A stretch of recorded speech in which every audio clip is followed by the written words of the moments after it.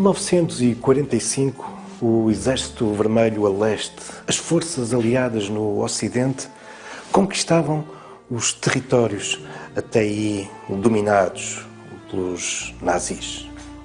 Na Alemanha, obviamente, mas também na Hungria, na Polónia, e revelavam aos olhos do mundo aquela que é uma das páginas mais negras da história da humanidade. Os campos de concentração. Esses campos onde os nazis haviam, nos últimos anos, confinado muitos dos seus adversários políticos, os comunistas, os socialistas, os sociais-democratas, os democratas cristãos, mas também aqueles que eles consideravam aberrações da natureza, os doentes mentais, os deficientes, homossexuais, mas também numa insana e desumana perspectiva racial, em torno de uma suposta superioridade rássica ariana, aqui haviam também confinado muitos negros, os ciganos e, obviamente, os judeus.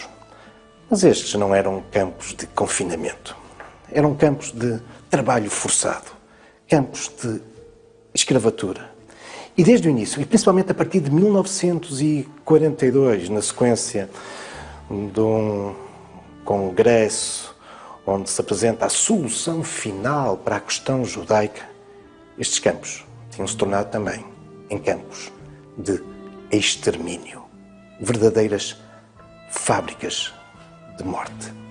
Calcula-se que cerca de 3 milhões de judeus pereceram nos campos de concentração. Só em Auschwitz, mais de 1 milhão. Mas não foi só nos campos de concentração que os judeus foram mortos. Terão sido aniquilados cerca de 6 milhões de judeus. Mais de 1 milhão de crianças, 2 milhões de mulheres, 3 milhões de homens. Este processo terá uma triste e célebre designação: o Holocausto.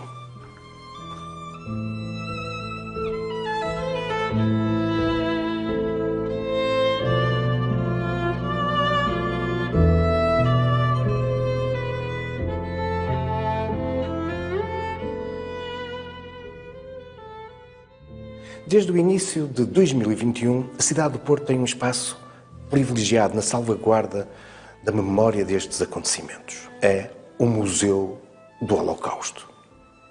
E importa recordá-los para evitar que eles se repitam no futuro. Afinal, fenómenos de perseguições, de intolerância, de genocídio têm marcado a história da humanidade, com os judeus e outros grupos antes da Segunda Guerra Mundial. Mas já depois do grande conflito, na segunda metade do século XX e já no nosso século XXI, aconteceram fenómenos de perseguições e de genocídios, também a judeus, mas também a outros grupos étnicos, culturais e religiosos. Importa, pois, recordar e evitar os holocaustos. E por isso, um museu deste tipo faz todo sentido no Porto, como em qualquer outra cidade do mundo. Mas, no caso do Porto, há também motivos históricos que ligam a cidade ao Holocausto. O Porto não só assistiu a esses acontecimentos à distância, como foi mesmo protagonista, de algum modo, da sua história, nomeadamente no apoio, no socorro a muitos dos refugiados judeus que buscavam em Portugal um porto seguro e um local de partida que os levasse para as tão desejadas Américas ou para a Palestina, para a Terra Prometida. E a cidade do Porto acolheu muitos desses judeus em fuga, porque aqui existia uma pequena, mas dinâmica comunidade judaica que se envolveu em todo esse trabalho de apoio. Uma pequena comunidade que pouco antes havia erguido, entre 1929 e 1938, uma sinagoga. Numa altura em que no resto da Europa se assistia ao incêndio e à destruição de sinagogas, aqui, no Porto, tinha-se erguido a maior sinagoga da Península Ibérica.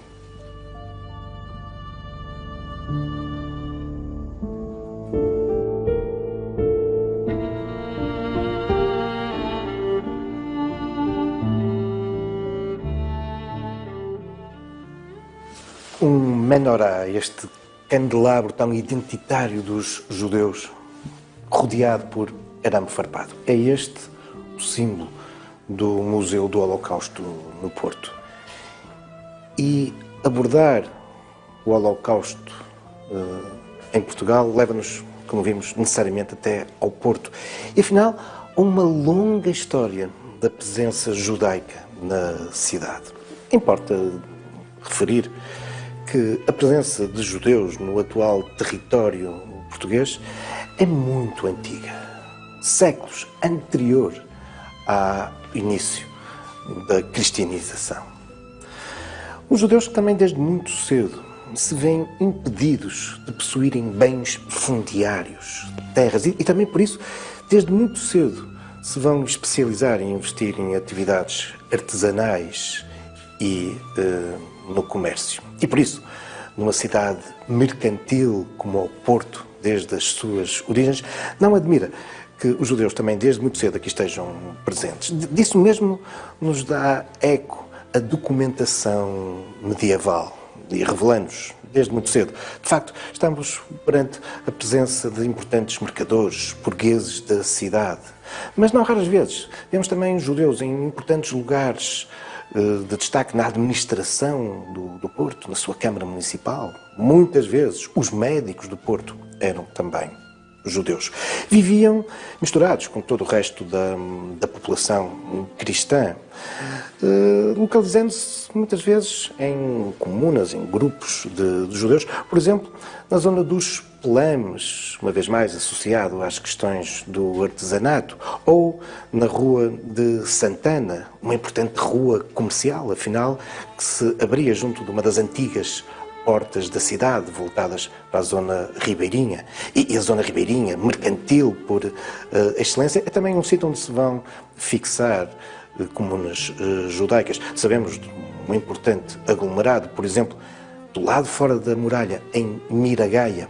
E ainda hoje aí subsiste o topónimo Monte dos Judeus, provavelmente uma referência ao antigo cemitério judaico.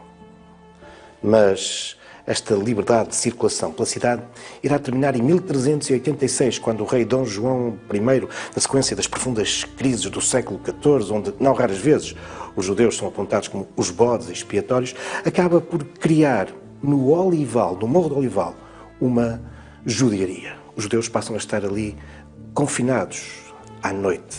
Uma judiaria que irá existir durante 110 anos. Até 1496, quando Dom Manuel I proíbe o culto judaico no nosso país e obriga à expulsão dos judeus. Ou então, a sua conversão forçada ao cristianismo, dando origem aos cristãos novos. Uma ferida que irá larvar na sociedade portuguesa até que essa distinção entre cristãos novos e cristãos velhos termina com Marquês do Pombal só no século XVIII. Mas muitos judeus tinham resistido clandestinamente ao caso dos marranos. E é no início do século XX, nomeadamente a partir do Porto, que vamos assistir a um importante processo em torno de uma figura fascinante, o capitão Barros Basto, um herói da Primeira Guerra Mundial, um destacado republicano de origem judia, que vai agora resgatar essas comunidades e sonhar com uma grande comunidade judaica a partir da cidade.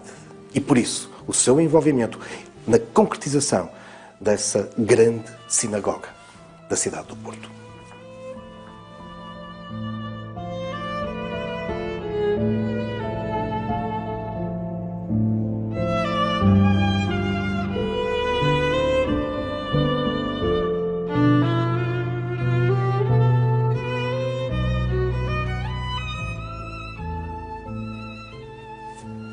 A importante matriz judaica da história da cidade é, afinal, comum à própria história de Portugal e, em rigor, a de toda a Europa.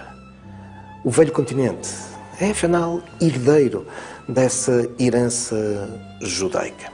Nos inícios do século XX, calcula-se que existiam cerca de 9 milhões de judeus no velho continente. Se no Ocidente eles estão perfeitamente assimilados nas comunidades, fazendo parte, não raras vezes, da sua elite de negócios, da banca, das universidades, das artes e das letras, no leste vivem ainda em comunidades relativamente fechadas, até porque, desde os finais do século XIX, vimos assistindo de novo a alguns movimentos de perseguição aos judeus.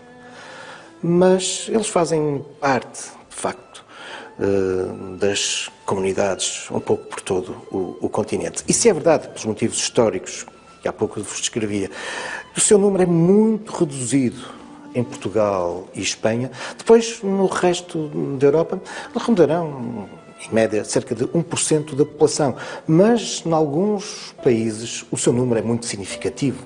São quase 5% na Hungria, 10% na Polónia ou 3% na Áustria. Na Alemanha, ronda 1%. E, no entanto, é na Alemanha que, a partir dos anos 30, nós vamos ver a questão judaica a ser abordada de um modo trágico. Uma Alemanha que vinha de uma profunda crise resultante da sua derrota na Primeira Guerra Mundial, que havia afetado também muito do seu espírito nacionalista. Ora, neste contexto, emerge um partido com um discurso fácil, populista, nacionalista, liderado por Adolf Hitler, e que vai utilizar os judeus como bodes expiatórios de todas as causas da crise, ainda por cima, associando este seu discurso nacionalista a uma suposta superioridade de uma super-raça ariana. E por isso vamos começar a assistir a uma perseguição aos judeus, à sua humilhação, às pilhagens, às prisões e assassinatos. Só numa noite dos finais de 1938, a famosa, tristemente célebre Noite dos Cristais, cerca de 7.500 estabelecimentos judeus são destruídos, 1.000 sinagogas são incendiadas, cerca de 30.000 judeus são enviados para os campos de concentração. Estava em marcha um processo que se vai acentuar ainda mais ao longo da Segunda Guerra Mundial e com a expansão do nazismo. Aliás, a própria questão judaica, em 1941, é utilizada por Hitler para declarar guerra à União Soviética e invadir a Rússia. Afinal, segundo os nazis, na origem do comunismo estavam os judeus e a União Soviética era controlada pelos judeus. O Holocausto, que irá então levar ao extermínio de cerca de 3 milhões de judeus nos campos de concentração.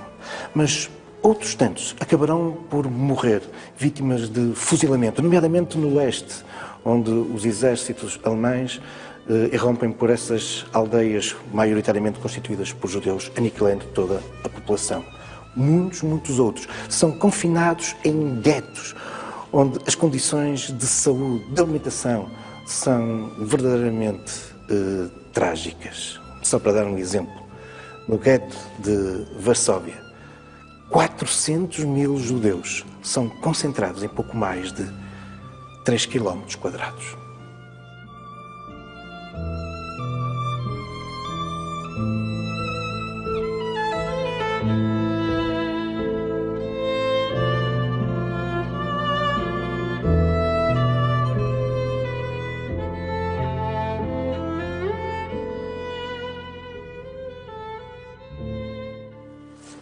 E é neste contexto que se dá também a fuga de milhares e milhares de judeus, enquanto lhes foi possível, enquanto tiveram tempo. Um dos destinos que irão procurar é esse país neutral, Portugal. Estima-se que cerca de 50 mil judeus conseguiram chegar ao nosso país, fundamentalmente entre 1940 e 1941. A partir daí, e com o domínio das forças nazis por grande parte do continente europeu, foi praticamente impossível aos judeus conseguirem escapar. Um dos destinos daqueles que rumavam para Portugal foi a cidade do Porto. E disso mesmo nos dá testemunho este grande conjunto documental que pertence à comunidade judaica do Porto e à sua sinagoga. Documentos que serão mesmo assim apenas uma ínfima parte daqueles que teriam existido originalmente, com o registro dos judeus que aqui foram acolhidos. Por aqui, através destes documentos, apercebemos de onde eles chegaram. Na sua esmagadora maioria, de França, da Bélgica e do Luxemburgo. Mas muitos desses judeus não eram originalmente provenientes desses países. Eles já haviam fugido para aí durante a década de 30. Na sua esmagadora maioria, os judeus que se vêm refugiar aqui no Porto têm origem polaca, também húngara, romena, alemã, até iraniana. Eles buscam, a partir de Portugal, conseguirem atingir esse destino por muitos sonhados, os Estados Unidos da América, ou então outros países americanos, o México, a Argentina, o Brasil, a Bolívia, Cuba e alguns também a Palestina, a terra prometida. Eles são acolhidos por um comitê de assistência aos judeus refugiados, também por vezes designados como desterrados, que é criado na cidade do Porto, acolhidos no seio de muitas famílias judaicas e também na sinagoga. O primeiro andar da sinagoga vai acolher várias famílias e torna-se num espaço de assistência. Eles chegam completamente desprovidos de bens, esfomeados. No entanto, alguns conseguem ainda assim trazer alguns objetos, nomeadamente simbólicos e religiosos. E é isso que explica, por exemplo, a existência aqui no museu de duas Torás, dois dos rolos sagrados, onde se encontram, nomeadamente, o Pentateuco, os 5 livros redigidos por Moisés. Terão sido trazidos por judeus em fuga, que os terão doado à comunidade israelita do Porto como agradecimento. Mas no apoio aos judeus em fuga, destacaram-se também muitos não-judeus, que por vezes com o risco da própria vida se sacrificaram nessa missão humanitária. Uma série deles foram mais tarde classificados pelo Estado de Israel como os justos entre as nações. E entre eles há vários portugueses. Um dos nomes mais conhecidos é a do cônsul em Bordeus, Aristides de Sousa Mendes, que, mesmo contra as orientações da ditadura em Portugal, permitiu a milhares de judeus em fuga que o visto do seu consulado fosse colocado nos passaportes, colocando-os a salvo, em direção a Portugal. Ora, embora estejam ainda em estudo, muitos destes documentos de judeus que chegaram e foram apoiados na sinagoga do Porto, sabemos que eram os judeus que tinham no seu passaporte esse visto que foi permitido por Aristides Sousa Mendes.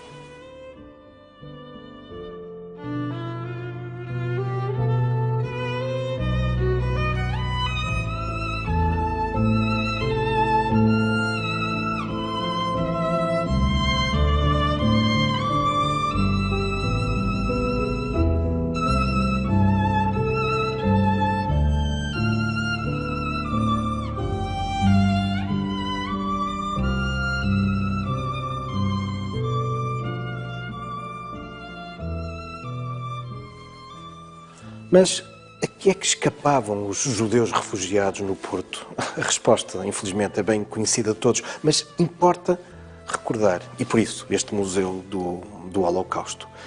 Eles fogem, obviamente, a essas perseguições, ao seu extermínio.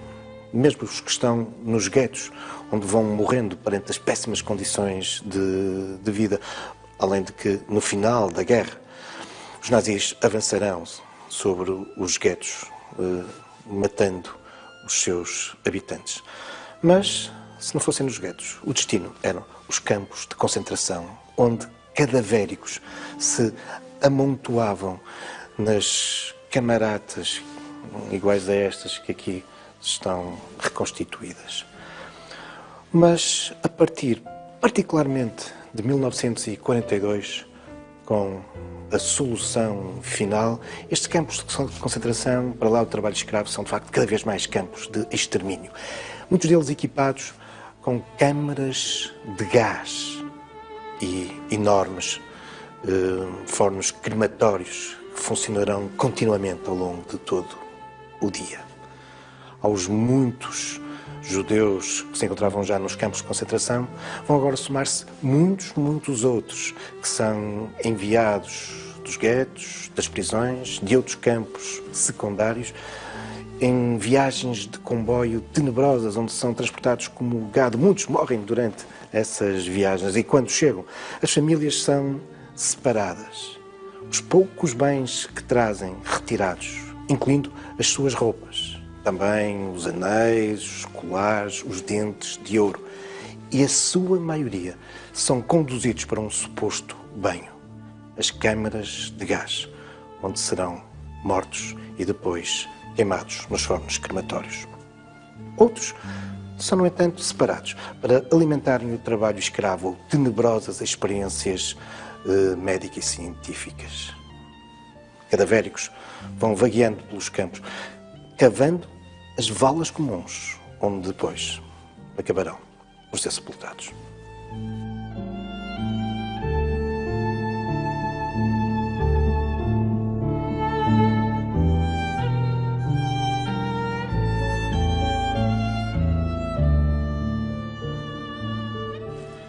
Não se sabe o número exato de judeus vítimas da perseguição nazi.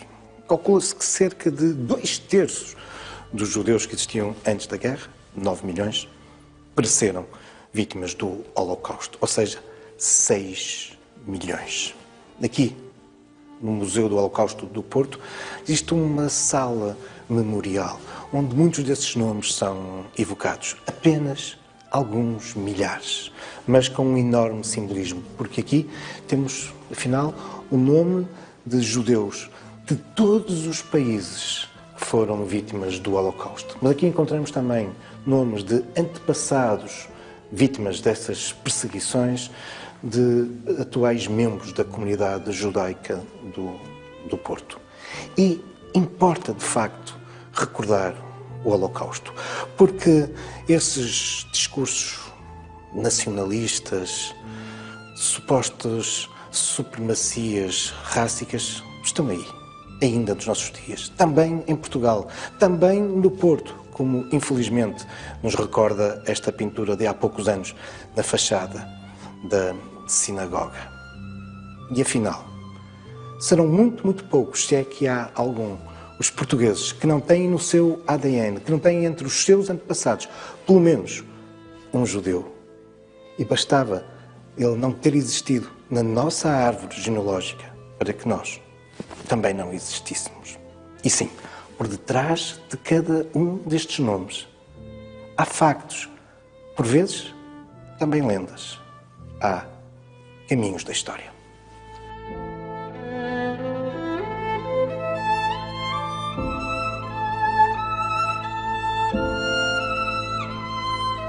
Thank you.